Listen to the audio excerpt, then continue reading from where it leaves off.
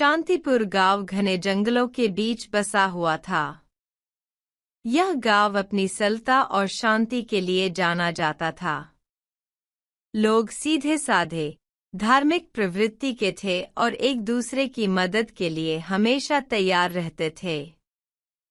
लेकिन गांव के उत्तर दिशा में एक पुरानी हवेली थी, जिसे लोग भूतिया हवेली कहते थे। इस हवेली की ऊंची दीवारें और टूटी-फूटी खिड़कियां बरसों से वीरान पड़ी थीं। हवेली के चारों ओर उग आई घनी झाड़ियां और जंगली बेलें उसे और डरावना बना देती थीं। बच्चों को सख्त मना था कि वे हवेली के पास भी न जाएं। कहा जाता था कि उस हवेली में आत्माएं रहती हैं और जो भी वहां गया वह वापस नहीं लौटा। एक अंधेरी और तूफानी रात थी।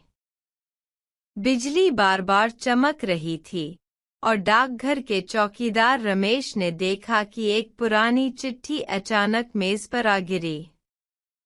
उसने यह सोचकर खिड़की के बाहर झांका कि कोई आया होगा, लेकिन बाहर घनघोर अंधेरा और तेज बारिश थी।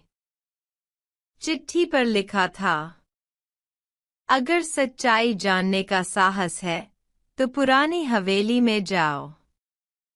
वहां जो दफन है उसे बाहर लाओ। रमेश को यह पढ़कर अजीब सा डर लगा, लेकिन उसने तय किया कि वह इस चिट्ठी को गांव के मुखिया तक पहुंचाएगा। अगली सुबह रमेश चिट्ठी लेकर मुखिया के पास पहुंचा। मुखिया के साथ गांव के कुछ बुजुर्ग बैठे थे। जैसे ही चिट्ठी पढ़ी गई, मुखिया का चेहरा पीला पड़ गया। उसने तुरंत सभी को बताया कि 17 साल पहले उस हवेली में एक भयावह घटना घटी थी। उस हवेली में एक अमीर जमींदार ठाकुर सुरेंद्र प्रताप सिंह अपनी पत्नी और 2 बच्चों के साथ रहता था। लोग कहते थे कि ठाकुर बेहद लालची और क्रूर था। उसने अपनी संपत्ति बढ़ाने के लिए कई गरीब किसानों को उनकी जमीनों से बेदखल कर दिया था। लेकिन एक रात अचानक उसकी पत्नी और बच्चे रहस्यमय तरीके से गायब हो गए। इसके कुछ ही दिन बाद ठाकुर ने खुद को हवेली में फांसी लगा ली। उस घटना के बाद से लोग कहते थे कि हवेली में अजीब चीजें होती हैं। रात को बच्चों के रोने की आवाजें, फर्नीचर खिसकने की गूंज और कभी-कभी किसी औरत के चीखने की गूंज सुनाई देती थी। रमेश और गांव के कुछ युवा साहसी लोगों ने तय किया कि वे इस रहस्य का पता लगाएंगे। वे अगले दिन रात के समय मशालें और कुछ औजार लेकर हवेली पहुंचे। जैसे ही वे हवेली के गेट के पास पहुंचे, ठंडी हवा का झोंका उन्हें रोकने की कोशिश कर रहा था। हवेली के अंदर घुसने पर उन्हें अजीब सी गंध महसूस हुई। जगह-जगह धूल की मोटी परत और जाले लटक रहे थे। फर्श पर लकड़ी के पुराने टुकड़े बिखरे हुए थे।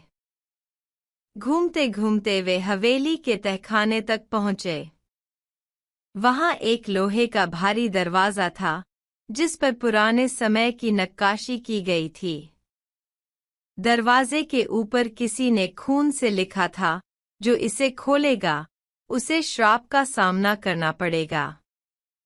लेकिन साहस जुटाकर उन्होंने दरवाजा खोल दिया। अंदर अंधेरा और सन्नाटा था।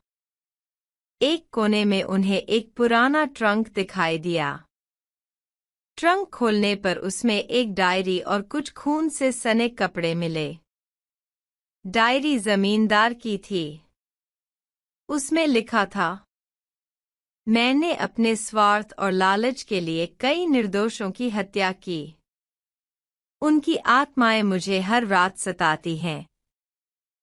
मैंने अपनी पत्नी और बच्चों को बचाने की कोशिश की, लेकिन उन्होंने भी मुझे छोड़ दिया।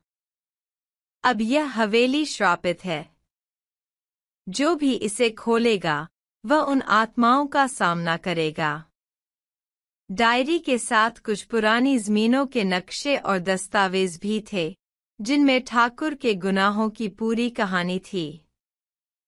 जैसे ही उन्होंने ट्रंक खोला, अचानक हवेली में तेज हवा चलने लगी। मशालें बुझ गईं और फर्श कंपन करने लगा। ऐसा लग रहा था कि हवेली की दीवारें गिरने वाली हैं। डर के मारे सभी लोग बाहर की ओर भागे। अगले दिन जब लोग वहां पहुंचे, तो उन्होंने देखा कि पूरी हवेली धराशायी हो चुकी थी। तहखाने का दरवाजा और ट्रंक भी गायब था। वहां सिर्फ एक पत्थर का ढेर बचा था। कुछ दिनों बाद गांव में शांति लौट आई। लेकिन जो लोग उस रात हवेली गए थे, वे बताते हैं कि अब भी कभी कभी सपनों में उन्हें एक औरत और बच्चों की आवाजें सुनाई देती हैं, जो उनसे मदद मांगते हैं। लोग कहते हैं कि वह श्राप पूरी तरह से खत्म नहीं हुआ। शायद हवेली के नीचे कोई और बड़ा रहस्य छुपा है।